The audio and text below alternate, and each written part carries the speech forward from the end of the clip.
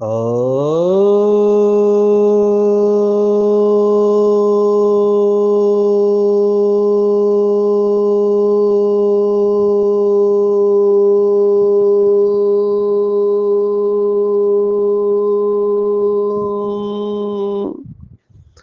शांति।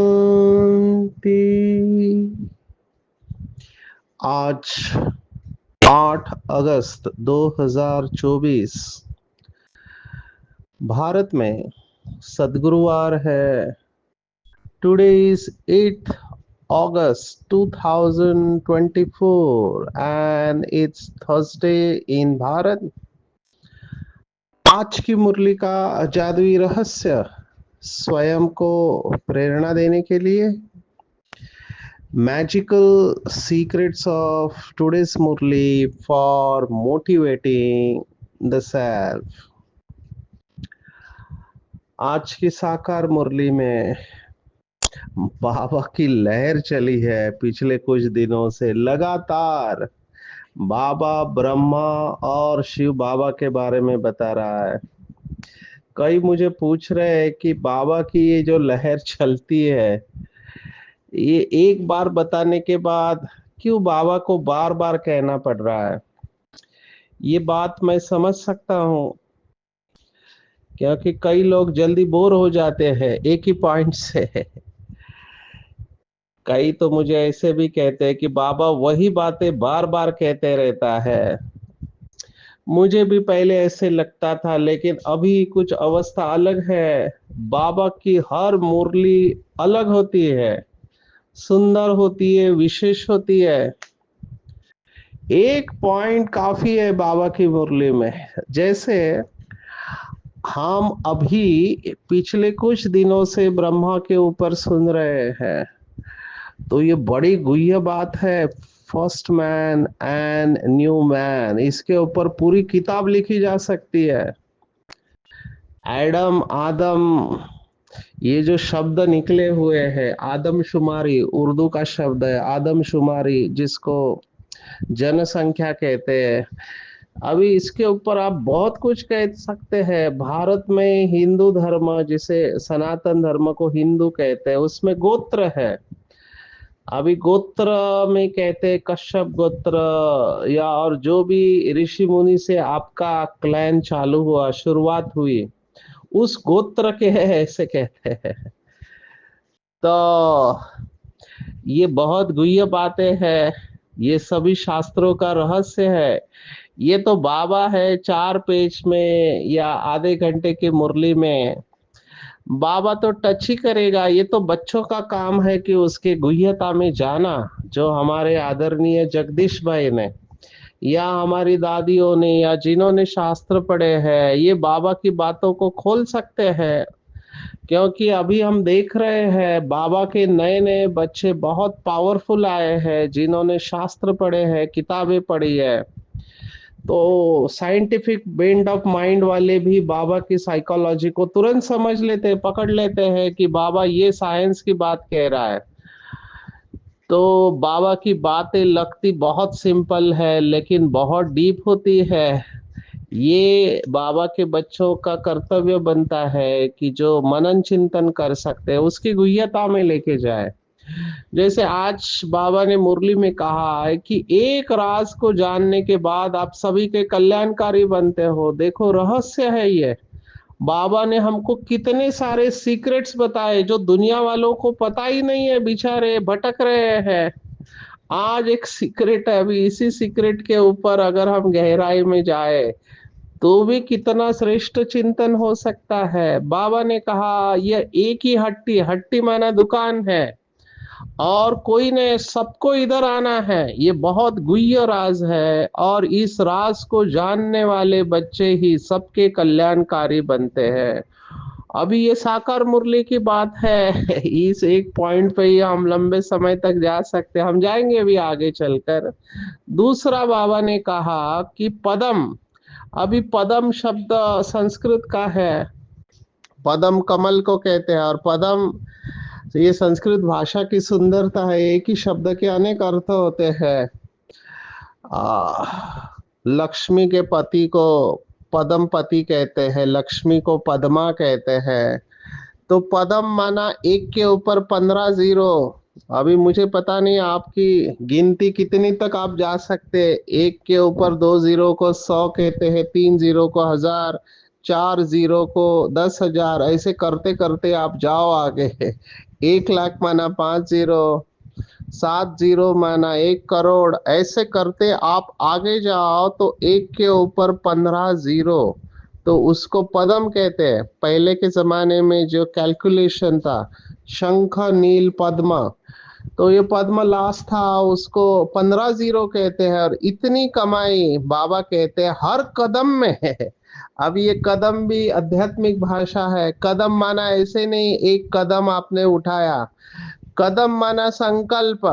आध्यात्मिकता में संकल्प को कदम कहते हैं, संकल्प रूपी कदम। क्योंकि अगर कोई समझो बाबा का बच्चा बिस्तर पर है, बीमार है, चल नहीं सकता है, तो वो तो कदम उठाएगा ही नहीं, फिर भी वो कमाई कर सकता है, क्योंकि वो संकल्प के कमाई है। तो कदम यहाँ पे अर्थ आपको लेना है संकल्प। तो बाबा कहते हैं बाबा की सर्विस में कदम नहीं उठाएंगे तो पदम कैसे पाएंगे। सर्विस ही कदम में पदम देती है, और इससे ही पद्मा पदम पति बनते हो।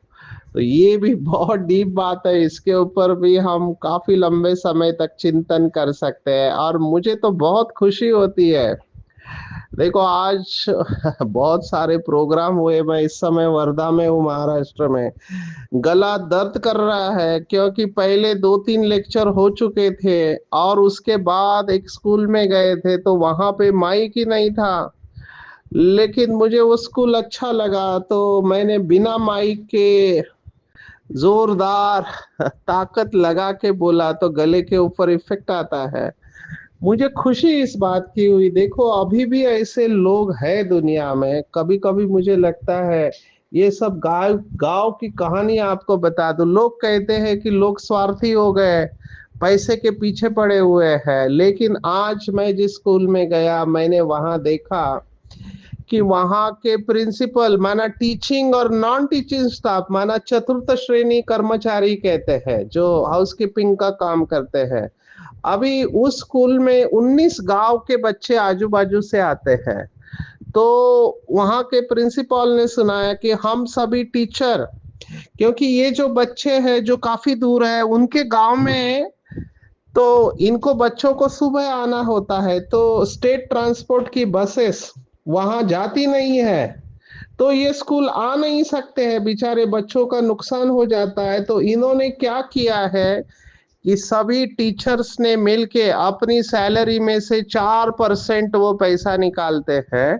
और जो चतुर्थ श्रेणी वाले माना प्यून है, झाड़ू मारने वाले, वो भी अपनी सैलरी में से 2% निकाल के इन्होंने बस बुक की है। अभी इतने गरीब इलाके में ये लोग अपने सैलरी से पैसे निकाल कर बस बना के, वो बस इन बच्चों को गांव से लेके आती है और लेके छोड़ती है, ताकि इन बच्चों की पढ़ाई मिस ना हो। तो एक तरफ हम देख रहे हैं कि एजुकेशन एक प्रकार का बिजनेस बन गया है। अभी एक ही डिस्ट्रिक्ट में ये दोनों तरफ के मैं एक्सट्रीम देख रहा हूँ। एक तरफ एमबीबीएस का कॉलेज है जहां की फी 25 लाख रुपया है, एक साल की फी 25 लाख रुपया। और दूसरी तरफ ये गांव है जहां से बच्चों को बस नहीं मिलती है स्कूल में पढ़ाई आने के लिए। कितना फर्क है आप देखो। माना एमबीबीएस में पढ़ाई के लिए 25 लाख दे रहे हैं, और इन बच्चों को गांव से स्कूल में आने के लिए बस नहीं है। तो ये टीचर्स अपने सैलरी में से पैसे देकर, तो मुझे दिल से बहुत आया कि इनको हम बाबा का ज्ञान सुनाए, बाबा इनको अनुभव कराए। क्योंकि बाबा खास आया है गरीब निवास बच्चों के लिए, और अमीर तो समझते हैं कि हम तो स्वर्ग में है। तो मुझे लगता है ये सब कहानियां आपको सुनाऊं मैं तो मुझे मुरली मुरली सुनाने के लिए कम समय पड़ेगा, इसलिए मैं इसको यहाँ रोक रहा हूँ। आज के मुरली में ये दो बातें इंपॉर्टेंट आए हैं, पद्मा पदमपति और रहस्य। ये एक अभ्यास हो सकता है। बाबा के नए बच्चे मुझे कहते हैं कि आप हमेशा इतने उमंग उत्साह में कैसे रहते हैं? तो मैं कहता हूँ कि मैं अपने आप को मोटिवेट करता रहता हूँ, मुझे बहुत खुशी होती है। ज्ञान की नई पॉइंट मिलती है, कोई सीक्रेट मिलता है, कोई राज मिलता है। एक एक इतना ज्ञान पड़ा हुआ है, जितना बुद्धि में धारण करेंगे उतना कम है। अभी हम तो स्पीकर है, बाबा ने निमित्त रखा हुआ है, तो नई नई बातें सुनाने का उमंग उत्साह रहता है, ताकि लोगों का मोटिवेशन बना रहे। नहीं तो लोग मोनोटोनस लाइफ में बोर हो जाते हैं। और मैं समझ सकता हूँ, कई लोगों को घर से बाहर निकलने का नहीं मिलता है, एक ही स्थान पर रहते हैं। तो आजकल टीवी पे तो बहुत कुछ दिखाते हैं, लेकिन बाबा की सेवा में हर सेंटर पर जाते हैं, तो हर सेंटर के भाई बहनों की मैं विशेषता देखता हूँ। वहां के टीचर निमित्त आत्माएं गांव गांव में बहने कैसे सेवा कर रहे, कितनी त्याग तपस्या है। ये जब सुनता हूं तो मुझे लगता है कि बाबा इनको भरपूर शक्ति दे, और ये अपने लक्ष्य को प्राप्त कर सके, ये सब माला में आ जाए, ऐसे दिल से दुआएं निकलती है। कंटिन्यूअस बाबा तीसरे दिन भी क्रोध के ऊपर बता रहा है। 2 दिन हमने स्लोगन देखा, आज के मुरली में फिर से स्लोगन आया है क्रोध के ऊपर। तो हमको इसके ऊपर भी चिंतन करना चाहिए। क्रोध अग्नि है, खुद भी जलता है, दूसरों को भी जला देता है। बहुत भाई बहने इस विकार के साथ अभी भी स्ट्रगल कर रहे हैं, इसके ऊपर भी चिंतन करें। बाबा की एक एक बात दिल को लग जाती है, और ऐसे लगता है कि तुरंत धारण करे। बाबा ने कहा सच्चे सच्चे राज ऋषि बनो। तो राज ऋषि माना राजा और ऋषि दोनों। दुनिया में या तो ऋषि रहते हैं या राजा रहते हैं, लेकिन ऐसे भी होके गए जो राजा होके भी वैराग्य की वृत्ति रही, जैसे राजा जनक की कहानी सुनाते हैं। तो बाबा ने कहा आप ही सच्चे राज ऋषि हो, जो लगाव से मुक्त हो।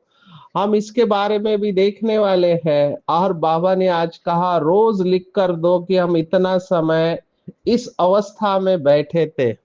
शास्त्रों की कहानी भी बाबा ने सुनाई, अमरनाथ के कबूतर को याद किया, और चिड़िया ने सागर को सुखाया, ये कहानी पर बाबा ने आज सुनाई। तो हम इन सब बातों को देखने वाले, शुरुआत करेंगे सीक्रेट से। ब्रह्मा कुमारी के ज्ञान में जो भी सीक्रेट्स है उसके ऊपर चिंतन करेंगे तो अवस्था बहुत श्रेष्ठ रहेगी। गुप्त रूप में शिव बाबा आया हुआ है, बेचारे दुनिया भक्त ढूंढ रही है, नशे में चले जाना चाहिए। मेरी नशे की पॉइंट है, जिसको दुनिया ढूंढ रही है वो मेरे ऊपर फिदा है। जिसकी महिमा स्वयं भगवान गाता है वो मेरी महिमा गाता है। जिसको याद करते हैं लोग दूर दूर तक जाते हैं, वो भगवान मेरे बगैर रह नहीं सकता। अपने आप को ईश्वरीय नशे में लेके जाएंगे कि भगवान मेरे बगैर रह नहीं सकता है, हर वक्त वो मेरे साथ है। तो ये बहुत नशे की पॉइंट है। और आज बाबा ने कहा किस राज को जानने के कारण तुम बच्चे सभी के कल्याणकारी बनते हो। तो बाबा ने बताया कि यहाँ पर सबको आना है, सभी की यह एक ही हट्टी है। हट्टी सिंधी शब्द है, हट्टी माना दुकान। तो एक मुरली में बाबा ने कहा था कि धर्म स्थापकों को भी बाबा के घर आना पड़ेगा। आप सोचो, धर्म स्थापक है, उनको भी बाबा के घर आना पड़ेगा।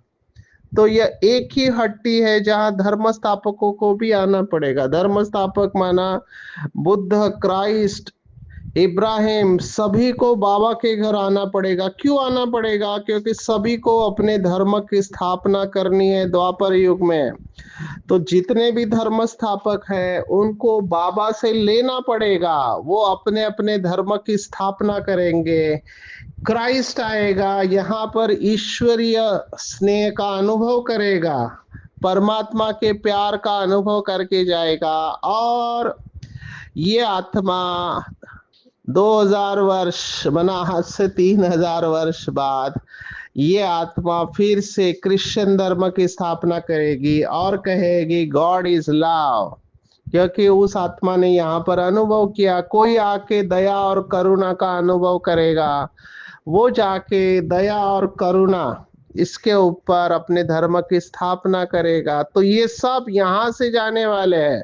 तो इसके ऊपर बाबा ने हमको एक सम्मान दिया है, उसका अभ्यास करेंगे। बाबा ने कहा हम सब कल्प वृक्ष की जड़ में बैठे हैं, हम आधार मूर्त और उद्धार मूर्त आत्मा है। तो हमारे ऊपर ये जिम्मेवारी है क्योंकि हम कल्प वृक्ष, मनुष्य सृष्टि का कल्प वृक्ष उसके चैतन्य बीज के साथ है। हम गिरे तो दुनिया गिरती है, हम उठे तो दुनिया उठेगी। बाबा ने एक मुरली में कहा था, बच्चे अगर यहाँ पर तुम्हारी बुद्धि भटकेगी तो द्वापर में भक्तों के पैर भटकेंगे। इतना कनेक्शन है, हर सितारे में दुनिया है। ये जो कहावत है इसके साथ परफेक्ट लागू पड़ती है। तो इस बात को हम रिवाइज करेंगे कि हम सभी के कल्याणकारी है। हद में रहना नहीं है, बाबा बेहद में रहता है, सबका पिता है। तो हम भी उस बेहद के बाप के बच्चे, सबके कल्याणकारी है। ये पॉइंट बहुत इंपॉर्टेंट लगते हैं, स्पेशली जब इस समय भारत में और पूरे देश विदेश में दूसरे के प्रति नफरत है, इनसिक्योरिटी है। लोग क्या क्या मैसेजेस भेजते रहते हैं, आपका धर्म खतरे में है, ऐसे मैसेज भेजते हैं। तो ये इनसिक्योरिटी से मैसेज आ रहा है। हमको बिल्कुल इनसिक्योर नहीं रहना चाहिए क्योंकि हमारा कल्याण हुआ पड़ा है और सभी बाबा के बच्चे हैं। हमको शुभ भावना रखनी है, डरना नहीं है। आप सोचो, यज्ञ की कहानी आपने सुनी होगी, जब भारत और पाकिस्तान हुआ तो चारों तरफ कितना हिंसा हो रही थी, लेकिन दादियां अंदर बैठ के तपस्या कर रही थी। और दादियों ने कहा है, आपने कहानी में भी सुना होगा, सभी लोग अपनी चीजें लाके दे रहे थे, बैलगाड़ी भर के सब्जी आ रही थी। तो मिरुआ मौत मल्लू का शिकार, बाबा के बच्चे जो निश्चय बुद्धि है, जो शास्त्रों में गायन है, बिल्ली के बच्चे पुंगरे कहते हैं, वो आग में भी सुरक्षित रहे। तो हमको ये इनसिक्योरिटी रखनी नहीं है। हम मास्टर भगवान है, इस समान में स्थित हो जाओ। मास्टर भगवान है, सभी बाबा के बच्चे, भले अलग अलग धर्म के अंदर है। एक मुरली में तो बाबा ने कहा, भले ब्रह्मा कुमारी के ऊपर टीका करते हैं लेकिन मुंह से ब्रह्मा को याद तो करते हैं। तो देखो बाबा कितना पॉजिटिव सोच रहा है। तो हम सबके कल्याणकारी है, इस पॉइंट के गहराई में जाना। जब बाबा कह रहा है अपकारी के ऊपर उपकार करो, तो हम किसी का अकल्याण का सोच भी कैसे सकते हैं? थॉट भी नहीं आना चाहिए कि किसी का कल्याण हो, क्योंकि हम मास्टर भगवान है। भगवान सबका कल्याण करता है, वो सदाशिव है, तो हम भी मास्टर सदाशिव है। तो इसकी गहराई में जाएंगे कि कैसे हम सभी के कल्याणकारी है। क्यों है कल्याणकारी? क्योंकि हम कल्प वृक्ष की जड़ में है और शिव बाबा के साथ कंबाइंड है। बीज से पूरे वृक्ष को, टहनी को, पत्ते को पानी जाता है। दूसरी बात जो मुझे इंपॉर्टेंट लगती है, पीछे आने वाले, कल भी हमने देखा दुआएं दो दुआएं लो, इस बात के ऊपर काफी चिंतन किया होगा। आज बाबा ने कहा पद्मा पदम पति कैसे बनते हो? तो पद्मा पदम पति बनना है तो सर्विस में कदम उठाना पड़ेगा। अगर अपना हर कदम सर्विस में बढ़ाते हैं, वही पद्मों की कमाई जमा करते हैं। बाबा ने एक मुरली में कहा था, कई बच्चे कहते हैं कि सेवा नहीं है। बाबा ने कहा असंभव है, ऐसे हो नहीं सकता कि सेवा नहीं है। आपको सेवा करना नहीं आता है ये आप कह सकते हैं। आज बाबा ने उदाहरण देखो क्या दिया, गंगा जी के किनारे जाकर बैठो और जो पानी में स्नान करते हैं उनको पूछो कि पतित पावनी कौन है, पानी की गंगा या परमात्मा? तो सारा दिन ख्याल चलते रहना चाहिए। सर्विसेबल बच्चों को सारा दिन ये ख्याल चलता रहता है।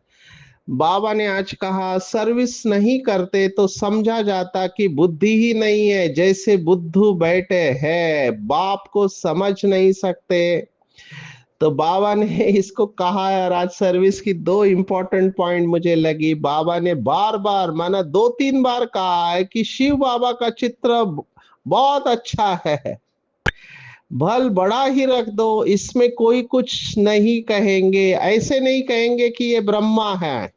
शिव बाबा गुप्त है, गुप्त भी समझा सकते हो, सिर्फ शिव का चित्र रखो और सब चित्र उठा दो। ये पॉइंट भी मुझे इंपॉर्टेंट लगी। मैं आपको थोड़ा कनेक्ट कर रहा हूँ। मैं अरुणाचल प्रदेश में गया था। अभी वहां पर ऐसे लोग हैं, या तो वो परमात्मा को नहीं मानते, नेचर को मानते हैं। अभी है दूसरे धर्म के, क्रिश्चियन में कन्वर्ट हुए हैं, लेकिन वो बाबा के सेंटर पर आए और उन्होंने कहा हमको सबसे अच्छी बात लगती है कि शिव बाबा का चित्र अच्छा लगता है। वो ब्रह्मा उनको अच्छा नहीं लगता है। वो कहते शिव बाबा आपका बहुत अच्छा है, बिकॉज गॉड इज लाइट। तो ये शिव बाबा का चित्र, इससे किसी को कोई प्रॉब्लम नहीं है कि सभी धर्म वाले शिव बाबा को एक्सेप्ट करते हैं। तो शिव बाबा का चित्र रख दो, भल बड़ा ही रख दो। कई सेंटर पर मैंने देखा, जैसे ये अलग अलग धर्मों के लोग आते हैं, विदेशों में भी आपने देखा होगा, वो किरणों वाला चित्र रखते हैं। अब ये बहुत अच्छी बात है, क्योंकि सभी धर्मों में लाइट को एक्सेप्ट किया, और शिव बाबा का चित्र बहुत सुंदर है, बहुत माना बहुत ही सुंदर है। ये तो भारत में हम सब जगह पे ब्रह्मा बाबा का चित्र रखते हैं, लेकिन कई सेंटर पर मेन हॉल में शिव बाबा का चित्र बैकग्राउंड में रखा हुआ है। तो ये जैसे मैंने कुछ दिन पहले बताया था, बाबा के बच्चों में भी दो प्रकार के थिंकिंग है, केवल शिव बाबा को याद करना या ब्रह्मा बाबा को याद करना। अभी मुझे कई लोग कहते हैं कि यहाँ पर भी देहधारियों के फॉलोअर्स बनते जा रहे हैं। अभी क्यों ऐसे कहा, तो मैंने पूछा क्यों आप ऐसे कह रहे? कहते हैं सबके फॉलोअर्स बने हुए हैं, फलाना भाई अच्छा लगता है, फलानी बहन अच्छी लगती है, इस आत्मा के क्लासेस अच्छे लगते हैं।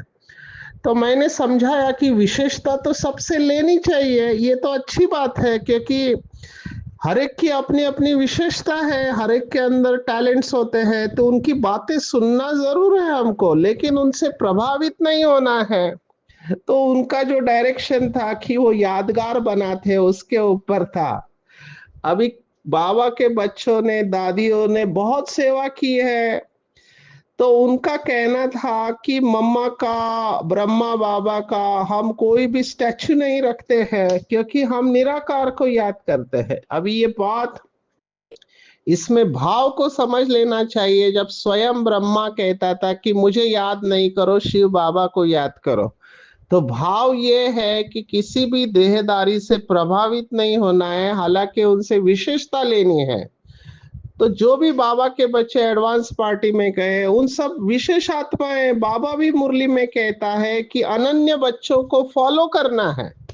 फॉलो करना है मतलब उनको याद करना ऐसा नहीं है, हमको उनकी विशेषताओं को याद करना है, लेकिन याद अल्टीमेटली शिव बाबा को ही करना है।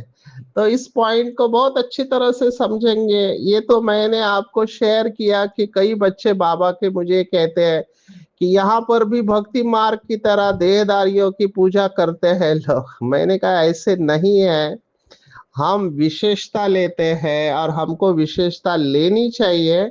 ये बात ठीक है कि कई लोग फॉलोअर्स की तरह से, कई लोगों ने तो कहा आपका ये फलानी का ही आश्रम है, माना वो देहदारी का ही आश्रम समझते, वो ब्रह्मा कुमारी का आश्रम नहीं समझते, क्योंकि उनको टीवी पर देखते हैं।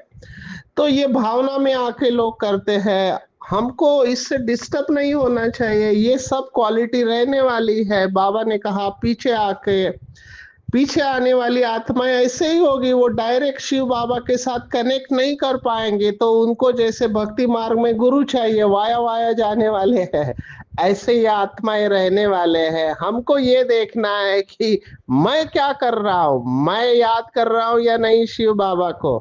और ब्रह्मा के बगैर भी कुछ हो नहीं सकता, तो ब्रह्मा बाबा को भी हमको उनकी विशेषता याद करनी है। हम सब अपना चार्ट जो सुनाते हैं, किसको सुनाते हैं? ब्रह्मा को सुनाते हैं। तो ये बात भी बहुत अच्छी तरह से समझनी चाहिए, कभी भी नाराज नहीं होना चाहिए। मैं ऐसे आत्माओं को नाराज योगी कहता हूँ, नाराज योगी नहीं, राजयोगी कह बनना है। अगर कोई प्रश्न है तो निमित्त आत्माओं को पूछ के हल्का हो जाना चाहिए। आज बाबा ने कहा रोज लिख कर दो कि इतना समय हम इस अवस्था में बैठे थे। ये बहुत इंपॉर्टेंट पॉइंट है, बाकी बातों में नहीं जाओ। मम्मा को भी पूछते थे कि ये ड्रामा 5,000 साल का कैसे है, एक्यूरेट कैसे है। अभी उस समय इतनी क्लैरिटी नहीं थी, लेकिन मम्मा बहुत कहती थी कि जो बातें आपको नहीं समझते उसको छोड़ दो, बाबा को याद करो, समय आने पर बाबा अपने आप बिठाए बताएगा। ये है निश्चय बुद्धि।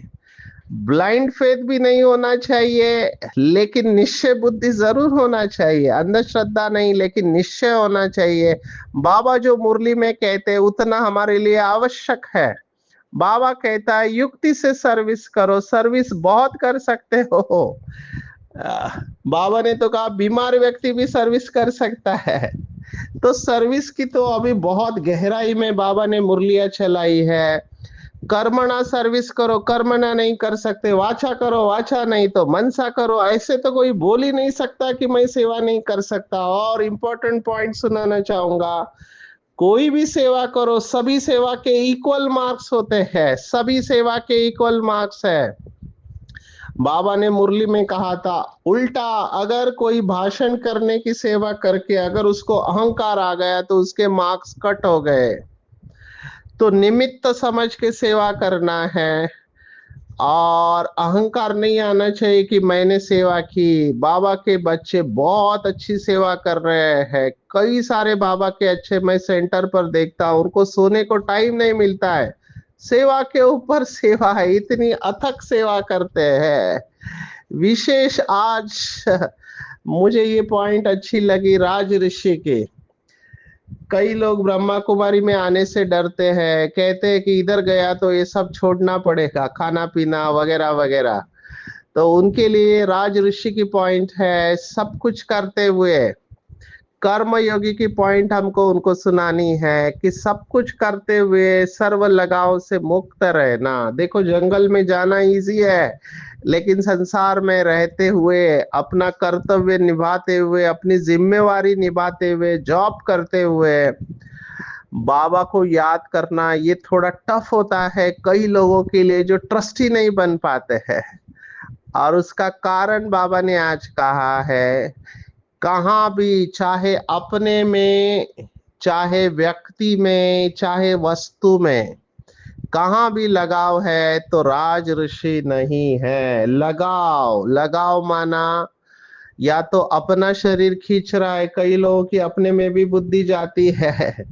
ज्ञानी तो आत्माओं में ज्ञान का अभिमान आने के चांसेस है कि मैं बहुत ज्ञानी हूँ, मुझे बहुत कुछ समझ में आता है, मेरे जैसा भाषण कोई कर नहीं सकता है, मैं मुरली को बहुत अच्छे तरह से समझाता हूँ, ये भी आ सकता है। तो बाबा ने इसके ऊपर कहा है कि अपने में भी नहीं जानी चाहिए या किसी व्यक्ति में नहीं जानी चाहिए, किसी भी देहदारी से हमको प्रभावित नहीं होना चाहिए, किसी भी देहदारी से। बाबा ने इसके ऊपर भी मुरलियां चलाई है, क्योंकि देहदारी से प्रभावित हो गए तो बाबा में बुद्धि नहीं लगेगी। दो प्रकार से प्रभावित होता है, या तो वो आकर्षित करता है या उससे घृणा होती है, दोनों से प्रभावित होना हुआ। या वस्तु में भी लगाव नहीं होना चाहिए।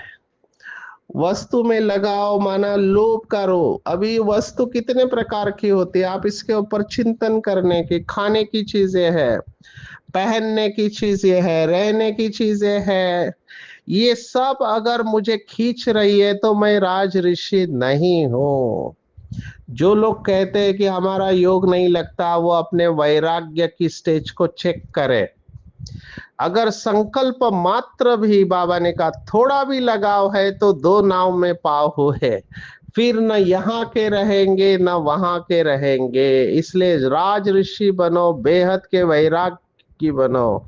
मेरा तो एक शिव बाबा, दूसरा न कोई, ये पाठ एकदम पक्का करेंगे, बहुत अच्छा रहेगा। एक तरफ हो जाए, बाबा का हाथ छोड़ने का संकल्प नहीं करना। कुछ लोगों ने ये भी किया कि मेरे संस्कार नहीं बदलते, क्या करो? बिल्कुल नहीं। सहन करना है, थोड़ा सहन करना है। बाबा ने कहा तुम्हारे सुख के दिन आए कि आए, अग्नि में जलना नहीं है। क्रोध अग्नि है, खुद भी जलती है और दूसरों को भी जलाता है। इसके ऊपर भी चिंतन करेंगे। आज की पूरी मुरली में अगर आप मुझे टेक होम कहो तो मैं कहूंगा बाप, टीचर, गुरु। ये तीन अक्षर बहुत बार हुए हैं, इसलिए मैंने इसको थोड़ा कम टाइम दिया। तीन अक्षर याद करो तो बहुत विशेषता आएंगे। बाप से वर्षा, टीचर से अविनाशी ज्ञान रत्न और सदगुरु से वरदान। तीनों को याद करना चाहिए। हर कदम में सर्विस है। हर वक्त अपने आप को विश्व की स्टेज में रखना चाहिए कि विश्व की सर्व आत्माएं सुखी हो जाए। संकल्प से सेवा करनी है। और हम कल्प वृक्ष की जड़ में है, ये राज समझना है। सबका कल्याणकारी हो, बेहद के बाप का बच्चा हो, इसलिए सबका कल्याण करने के निमित्त हो और सर्व लगाव से मुक्त हूँ। सच्चा सच्चा राज ऋषि हूँ। अच्छा, ओम शांति।